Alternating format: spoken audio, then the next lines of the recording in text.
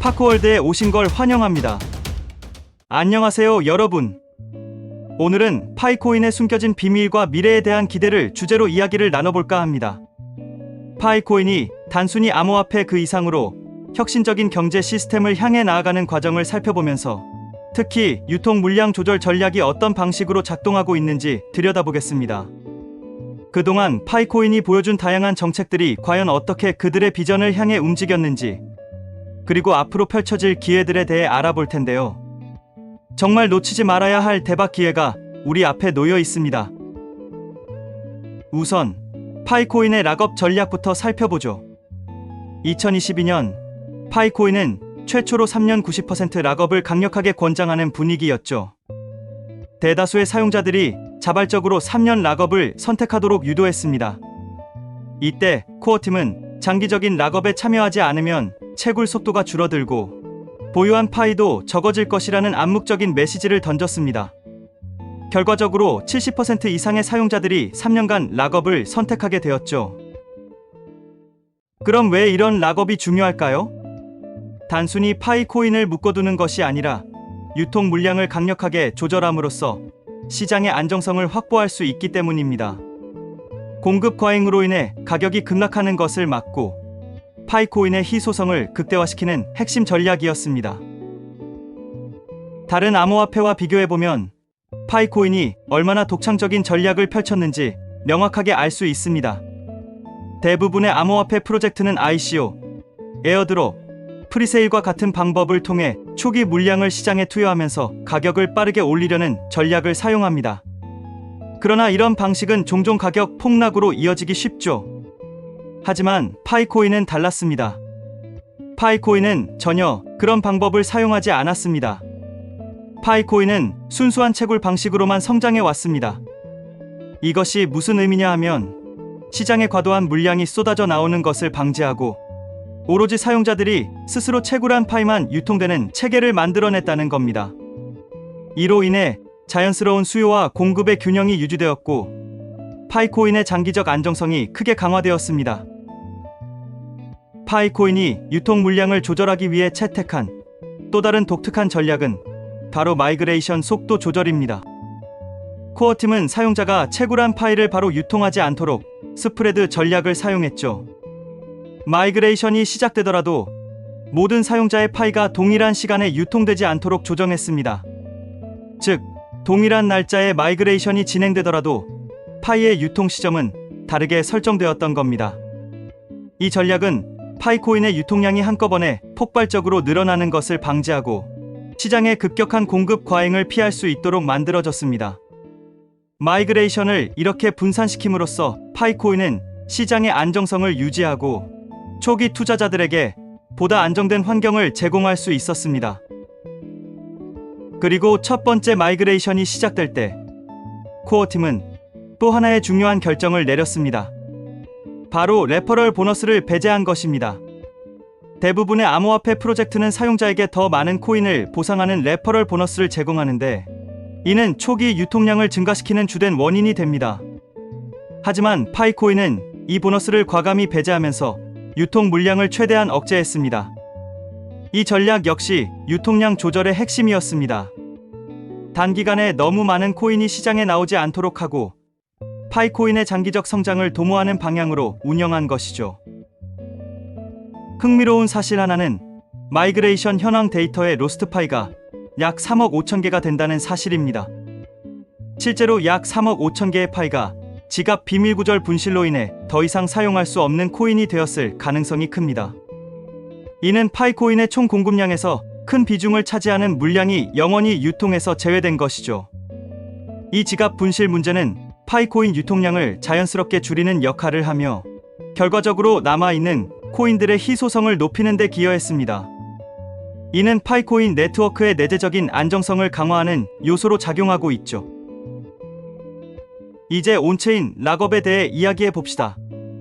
2024년 10월 마이그레이션 현황을 확인한 결과 온체인 락업으로 인해 약 2억 6천만 파이가 시장에서 유통되지 않게 되었습니다. 이는 유통 물량의 약 33%에 해당하는 막대한 양이 잠긴 상태를 의미하죠. 온체인 락업이란 사용자가 자신의 파이 코인을 일정 기간 동안 자발적으로 락업함으로써 더 많은 보상을 받는 제도입니다.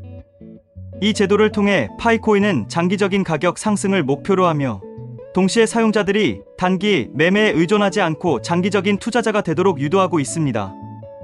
이러한 정책 덕분에 파이 코인은 시장의 안정성을 유지하며 유통량 감소 효과를 극대화하고 있는 것이죠. 여기서부터가 정말로 기대되는 부분입니다. 코어팀이 준비한 마지막 히든 카드가 무엇일지에 대해 여러 가지 예측이 나오고 있죠. 특히 곧 있을 파이페스트 2부 이벤트를 통해 전 세계의 파이코인 결제 매장이 더욱 활성화되거나 대기업과의 파트너십이 더해진다면 파이코인의 미래 가치는 한층 더 커질 가능성이 큽니다.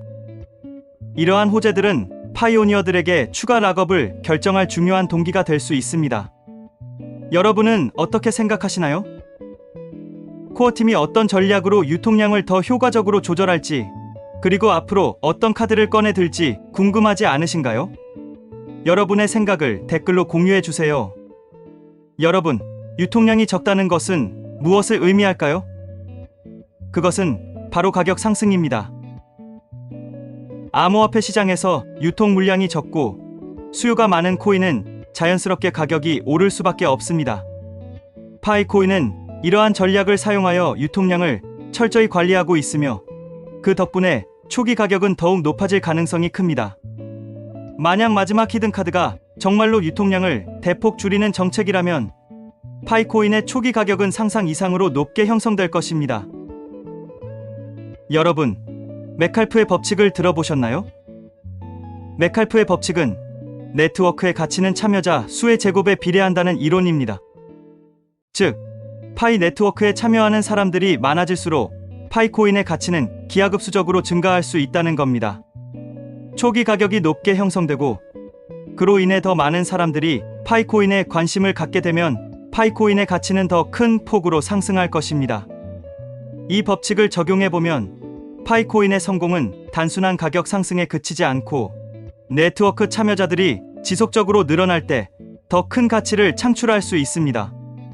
파이코인의 미래는 단순히 가격이 오르는 것뿐만 아니라 전 세계적인 네트워크 확장을 통해 더 큰 경제적 변화를 일으킬 수 있는 잠재력을 가지고 있습니다. 그렇다면 파이코인의 초기 가격은 어디까지 오를까요? 가격 예측은 신의 영역이지만 만약 코어팀이 유통량을 5억 파이 정도로 유지할 수 있다면 $500 이상은 충분히 터치할 수 있다고 생각합니다. 시가총액이 약 340조를 넘어간다고 해도 이 정도는 충분히 갈 수 있는 목표입니다. 초기 가격이 높게 형성되면 파이코인은 전 세계의 주목을 받게 될 것입니다.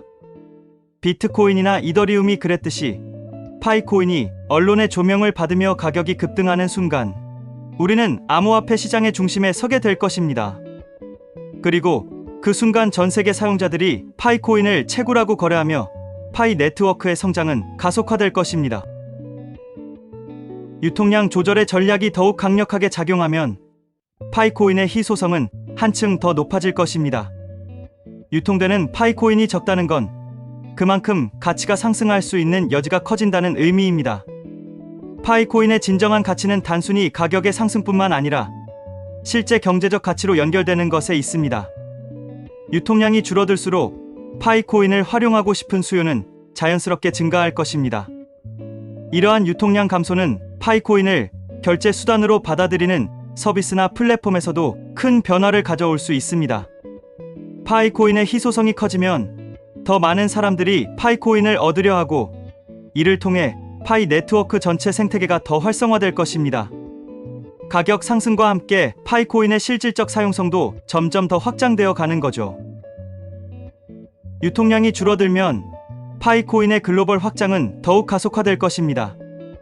이미 전 세계적으로 수천만 명의 사용자가 파이 네트워크에 참여하고 있는데 유통량이 줄어들고 파이코인의 가치가 오르면 그 코인을 얻고자 하는 글로벌 수요는 폭발적으로 늘어날 것입니다. 유통량이 줄어든 만큼 파이코인을 얻기 위한 경쟁은 치열해질 것이고 이는 가격 상승으로 이어질 것입니다. 파이코인을 결제 수단으로 채택하려는 기업들이 더 많아지고 더 많은 거래소에서 파이코인의 상장을 요구하게 될 겁니다. 유통량 감소가 가져오는 자연스러운 결과인 것이죠. 결국 파이코인의 유통량을 조절하는 전략은 단순한 가격 상승을 넘어서 글로벌 경제에서 파이코인의 역할을 강화하는 중요한 요소가 될 것입니다. 파이코인은 단순한 암호화폐가 아니라 새로운 금융 시스템을 만들고 있습니다. 유통량을 줄이고 초기 가격을 높이며 네트워크를 확장하는 전략은 그동안 코어팀이 치밀하게 준비해온 큰 그림의 일부일 뿐입니다. 우리는 이제 파이코인의 역사적인 순간을 목격하게 될 것입니다. 이 영상이 유익하셨다면 구독과 좋아요, 알림 설정까지 부탁드리겠습니다. 다음에도 더 흥미진진한 주제로 돌아오겠습니다. 시청해 주셔서 감사합니다.